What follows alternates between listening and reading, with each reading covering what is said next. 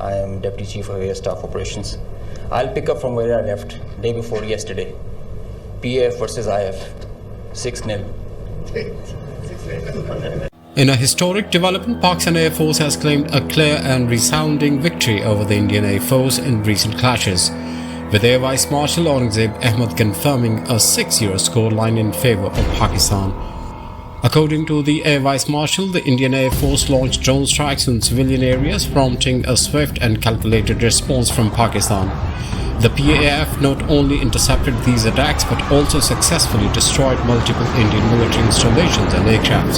The Rafale fighter jet, India's pride, was no match for Pakistan's air defense. Rafale is a great jet, Aurangzeb said, but it is the training of the pilot that truly matters. Pakistani pilots flying GF-17 Thunderjets prove that skill trumps technology. Pakistan's air defense systems also intercepted BrahMos missile attacks and drone attempting to breach the border.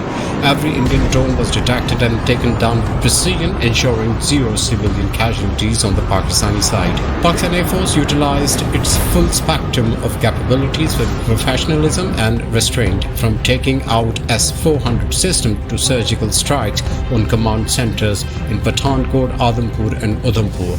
The mission objectives were clear and executed flawlessly. Aurangzeb emphasized that Pakistan GF-17 jets are the pride of the nation, and their effectiveness on the battlefield has now been proven beyond doubt. We achieved aerial dominance without escalation, without collateral damage. With a 6-0 score against a numerically superior foe, this marks a new chapter in air warfare in South Asia.